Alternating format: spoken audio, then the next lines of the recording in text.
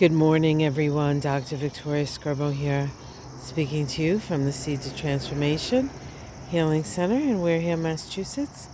Today is Sunday, September 12th, or if you're in Australia, New Zealand, on the other side of the world, you could be watching this on Monday the 13th.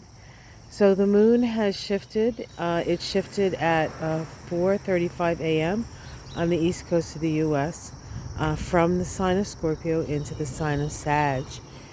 There's always a certain amount of relief that occurs when this happens. Scorpio moons are very intense and very emotional, very deep. And oftentimes when the moon's in Scorpio, we deal with our shadow work, or our shadow, or perhaps somebody else's shadow. And just gonna, this little hummer humming around. Oh, he's up there. Let's see if you can see him. There's a little bird on the top of that pole. Oh, that was a little hummingbird. I just thought I'd share that. Oh, there's some goldfinches over there on the feeder. So, as I said, Scorpio is very intense energy. It's a very confrontational energy. And now the moon has moved into Sag. And Sagittarius, while is also, because it's a fire sign, can also be confrontational. It's not the same thing. Sagittarius, we tend to be more philosophical. We try to look at the big picture. But Sagittarius can also be very connected to what we believe to be true. And today the moon does make a conjunction to its own south node.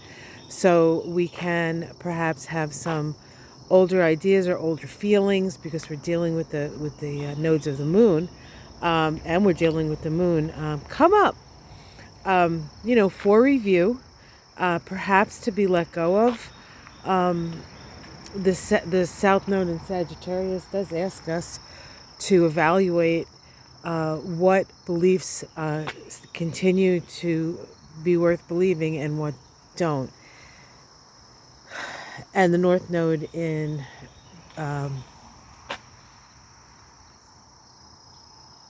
Gemini, the moon making a conjunction to its South Node automatically makes an opposition to its North Node. And oppositions bring a certain amount of awareness, but ultimately the direction of our evolution is in the North Node. And the North Node deals with Gemini, information, facts, conversation, all those things that will help us to evolve. But Gemini also is a sign that sees both sides of things, or at least both sides of things become evident, and they usually stand side by side. So we're talking about the darkness and the light. We're talking about right and wrong. We're talking about, to a certain extent, the extremes of duality, because Gemini is the sign of duality, and it is the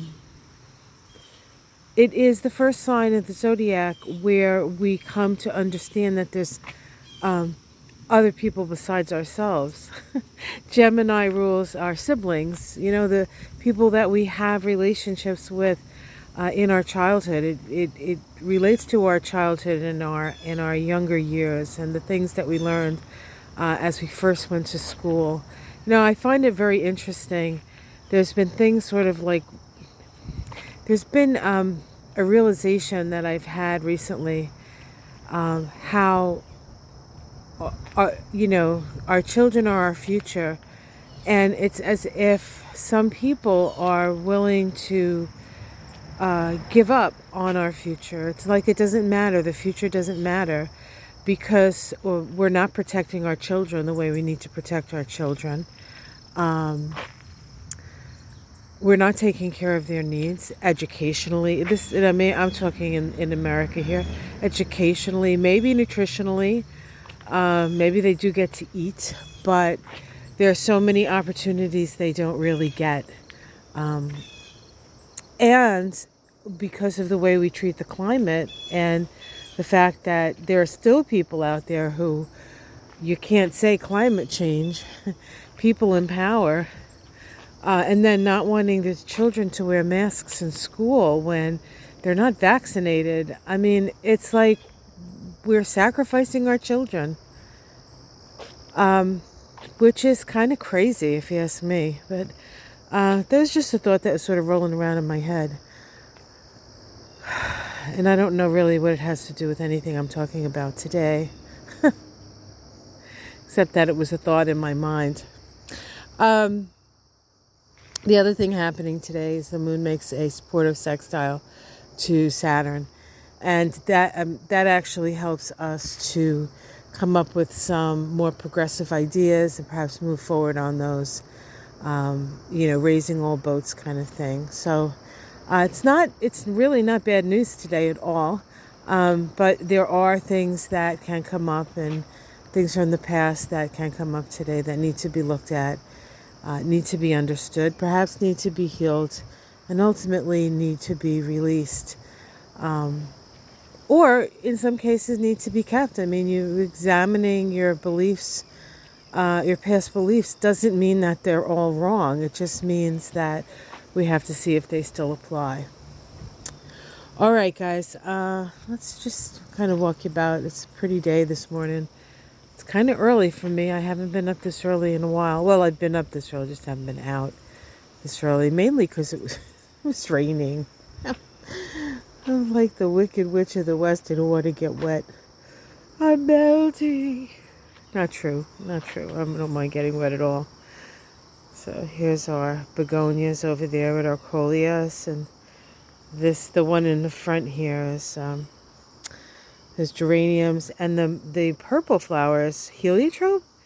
I overwintered it, and it looked like it was, by the time I got back out here, it looked like it was dead, but it grew back and nice and big. And if you smell it, the flowers smell a little like grape candy, like Pez almost. Remember Pez? I'm trying to remember what kind of Pez dispenser I had, but I don't really remember. But I remember, once you had candy in that dispenser, it didn't last very long. So I had the dispenser, but my mother wouldn't buy me the candy a lot because I would eat it all right away. And I guess she was trying to show me moderation. There was no moderation when it came to Bez. All right. So I think we might be getting some more flowers on this one. It'll be interesting. This is the magenta hibiscus. I hope so, because it's such a beautiful plant. And then, of course, morning glories this is always a really beautiful time for morning glories. It takes them till about now to really do what they're doing.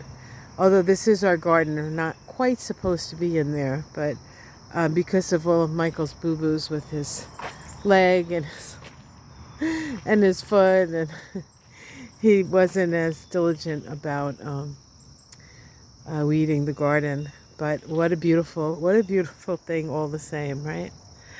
All right, guys. So look over there. Yeah, it's definitely late summer garden. Some of the roses, we're getting our last flush of roses. They stay around for quite a while. I mean, it's not a big flush, but there's always one or two roses popping up. I think that's so cool. All right, guys, have yourself a great day. Have a great Sunday or Monday, depending on where you are. Like and subscribe, and let's